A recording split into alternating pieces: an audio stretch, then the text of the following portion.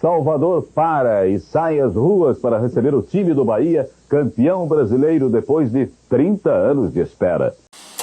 Depois de quase 30 anos, o Bahia conquista o segundo título brasileiro. Mas para chegar a ele, os baianos enfrentaram 90 minutos de muita tensão. Hoje, em Porto Alegre, um empate em 0-0 garantiu o título. E o feitiço baiano estragou a festa que os gaúchos prepararam para o Internacional. O título histórico do Bahia campeão brasileiro de 1988.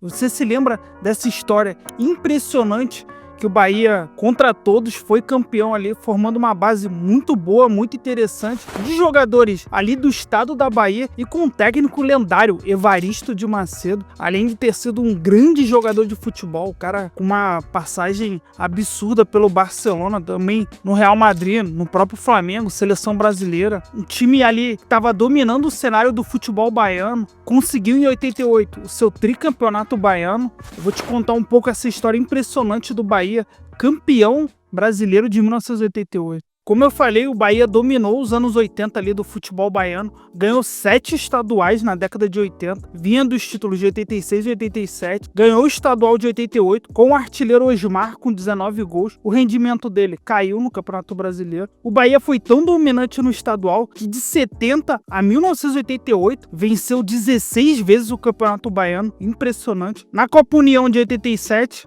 não preciso nem falar, aquela polêmica da competição. O Bahia disputou o módulo verde com os principais times, terminou na 11ª colocação. No ano seguinte, 88, era também chamada Copa União e continuou com as mesmas bizarrices ali do calendário, do regulamento. A gente não tem como começar pelo regulamento bizarro desse campeonato, igual falei, de 88. O empate na primeira fase levava o jogo para disputa de pênalti, que dava um ponto extra ao time vencedor. A vitória valia 3 pontos, algo que não era habitual naquele momento. O torneio muito mais enxuto que nos anos anteriores. Foram 24 equipes divididas em 2 grupos, com 12 times. Na primeira fase, os clubes de um grupo enfrentavam os clubes do outro grupo. No segundo turno, 11 rodadas. Todos os jogos foram entre os clubes do mesmo grupo. Classificavam-se para a fase seguinte os 2 primeiros colocados de cada grupo, em cada turno para as quartas de final. O Bahia caiu no grupo B e vale destacar que o campeonato terminou em fevereiro de 1989, ali naquele momento carnaval, tudo. Um ano também muito importante para o Brasil, 1988. Por tudo que já envolvia ali a política, vinha de um momento ali longo da ditadura, o Brasil se reconstruindo ali de várias formas. Então foi um período bastante tenso aqui para a população brasileira. E o Bahia, que estava em busca do seu segundo título brasileiro, o primeiro havia sido em 59 contra o Santos do Rei Pelé. O Evaristo de Macedo era o técnico renegado da seleção brasileira, uma história impressionante, igual eu falei. Ele era o comandante dessa equipe. Ele já tinha uma base muito boa, que subiu alguns jogadores profissionais, como o zagueiro João Marcelo, muito seguro, fez um baita campeonato. O atacante Charles, que era banco, mas depois ganhou a posição do Renato no ataque, caiu nas graças da torcida. O Zé Carlos, artilheiro do Bahia no Brasileirão com 9 gols. O goleiro Ronaldo, que era da base, assumiu o gol após o goleiro Sidmar acabar o contrato dele. O meio de campo você tinha o Gil e o Paulo Rodrigues. Os dois ali se complementavam muito bem, faziam um baita meio de campo ali. Na frente você tinha o Marquinhos, muito rápido, que também foi bem ali. O Renato, que começou como titular e depois perdeu a posição também. E além da estrela do time, Bobô, não preciso nem falar. O cara, quando o Bahia precisou dele, ele foi lá, guardou os gols dele, muito decisivo, muito importante. Vários jogadores ali importantes, né? Alguns saíram também com fim de contrato. Por exemplo, o Zanata, que começou no Bahia, depois ele foi pro Palmeiras. O próprio goleiro também que eu citei, o Sidmar. Infelizmente tinha essas bizarrices aí do campeonato que terminou só em 1989. Tudo isso atrapalhou também. Mas o Bahia não tinha muito o que fazer, então teve que usar muito o elenco. Por isso que tem muitos méritos do Evaristo de Macedo, que ele soube dominar ali os jogadores e aproveitar, né? Mesclar muito bem a juventude e a experiência. coisa que é praticamente uma receita infalível. Então vou falar um pouco aí da campanha histórica do Bahia nesse Campeonato Brasileiro. O time oscilou bastante ali no começo do campeonato, venceu apenas 3 jogos nos 8 primeiros, porém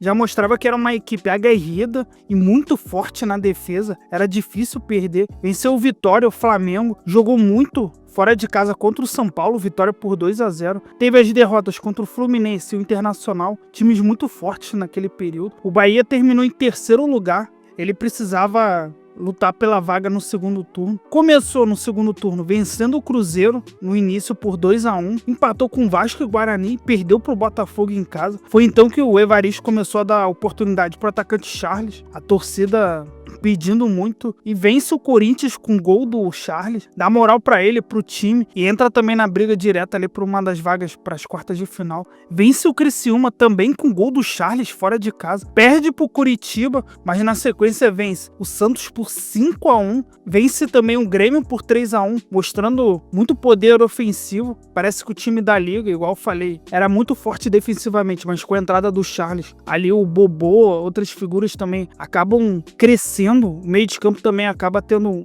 entrosamento maior entre defesa e ataque, isso é importante. E termina na 4ª colocação, só que o Vasco termina na 1ª colocação no primeiro turno, quanto no segundo turno. O Bahia então herda a vaga porque possuía o maior número de pontos total. Esse era um dos critérios, então ganha a vaga dos não classificados. E nas quartas de final enfrenta outro time nordestino, o Sport, que eu sei que vai gerar debate, mas era tido como campeão ali da Copa União de 87. Depois eu vou fazer até um vídeo para falar disso. O Sport então tava com muita moral devido ao ano emblemático também na sua história. 2 jogos bem disputados, talvez os mais difíceis do Bahia nessa fase final. Tivemos 2 empates por 1-1 e 0-0. Temos aí que mencionar o goleiro Ronaldo, muito decisivo nessa classificação do Bahia à semifinal. Vale também lembrar que nessa fase final, outra bizarrice, outro mostrengo, tinha prorrogação após o empate. Então foram 120 minutos de muito sofrimento.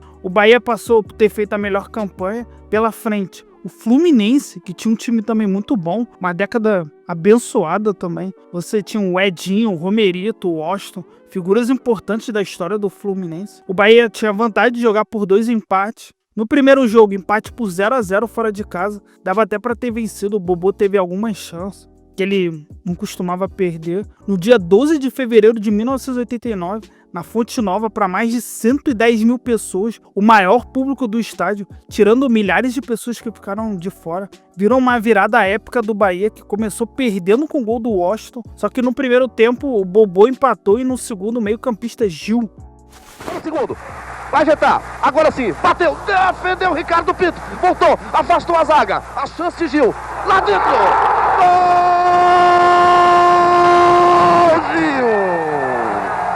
A torcida vai ao delírio!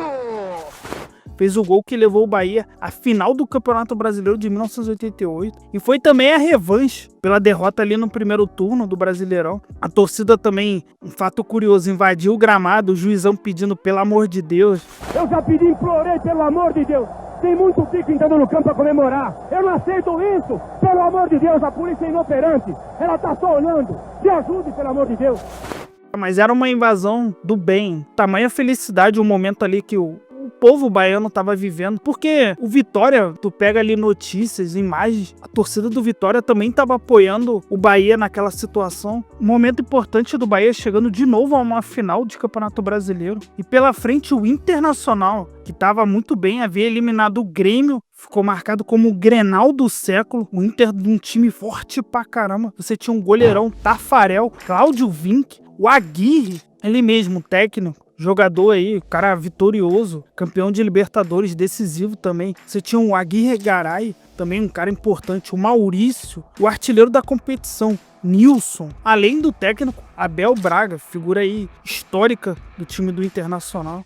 Teve também a presença do pai de santo Lourinho, figura aí lendária da torcida do Bahia. Fez pra mim uma brincadeira ali, uma provocação, um trabalho para amarrar o time do Internacional. O pessoal levou nesse quesito na brincadeira tudo, eu acho que faz parte. A gente hoje sabe que existe muito preconceito, muito mimimi. Então, por isso que eu acho que o futebol era melhor antigamente nesse quesito. você tinha mais liberdade para fazer as coisas.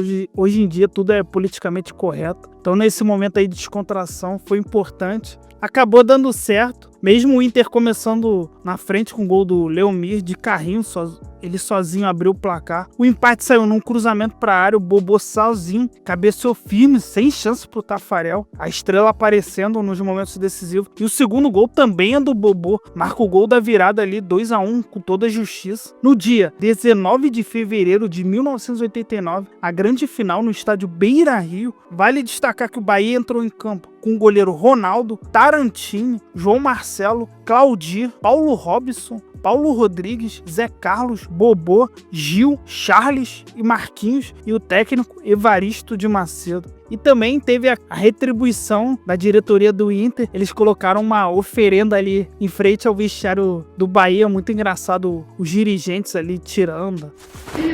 Por pouco o Bahia não pôde utilizar o vestiário número 5 aqui no Beira-Rio.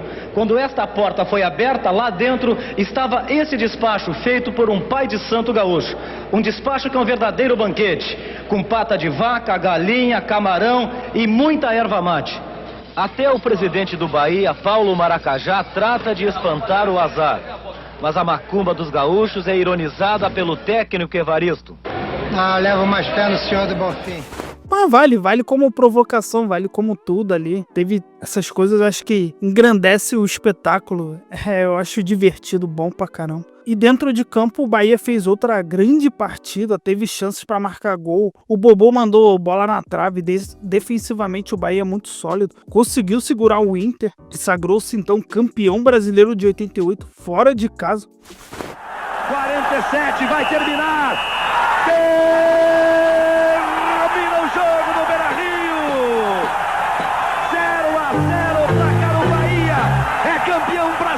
De 1988. Uma campanha irretocável do time baiano, mostrando muita resiliência na fase final. Na volta a torcida fez uma outra festa incrível, impressionante. Dificilmente a gente vai ver isso. Eles ali no aeroporto, a torcida do Bahia invadindo ali a pista, indo pra cima dos jogadores. Depois a festa na rua, o trio elétrico, os jogadores ali no trio elétrico com Moraes Moreira e o pessoal ali importante do Carnaval da Bahia, do trio elétrico, Dodô e Osmar, Armandinho, figuras aí lendárias da música brasileira, da história do Brasil. Fica esse momento também muito marcante ali pro Bahia. Porra, terminou num mês de carnaval praticamente, fevereiro. Vale também a menção honrosa que o Bahia teve 3 jogadores que ganharam o prêmio Bola de Prata. O zagueiro Pereira, mesmo não jogando na reta final, porque o seu contrato acabou, fez um baita campeonato, sempre é bom salientar isso. O Paulo Rodrigues, igual eu falei durante o começo do vídeo, no meio de campo ele marcava e chegava ao ataque, fez miséria ali, muito importante nos lançamentos também, para os jogadores ali da frente. E o Bobô, a estrela do time, o craque do time, o cara importante ali, quando precisou dele ele decidiu, deu conta do recado. Então fica aqui esse registro desse título tão impactante, tão marcante do Bahia, campeão brasileiro de 1988, que eu acho que tá perto aí do Bahia conquistar um título também dessa magnitude aí, pelo que vem fazendo nesses últimos anos, formando uma equipe muito sólida, muitos jogadores interessantes. Eu torço muito pro Bahia e pros outros times nordestinos também chegarem títulos nacionais, internacionais, que merece tirar um pouco desse eixo Rio-São Paulo aí que vem dominando ao longo desses últimos anos. Se você gostou aí, curta, compartilhe, deixa aí novas sugestões de conteúdo, de pauta, de vídeo, fortalece se inscrevendo no canal, que é importante aí pra gente crescendo, evoluindo cada vez mais. Valeu, até a próxima.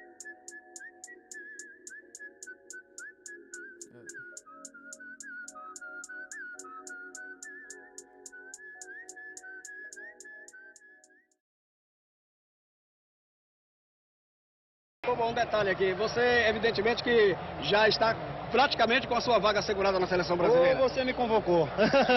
Espero que isso aconteça. Um objetivo maior meu. Sempre busquei a seleção brasileira, sempre estive perto.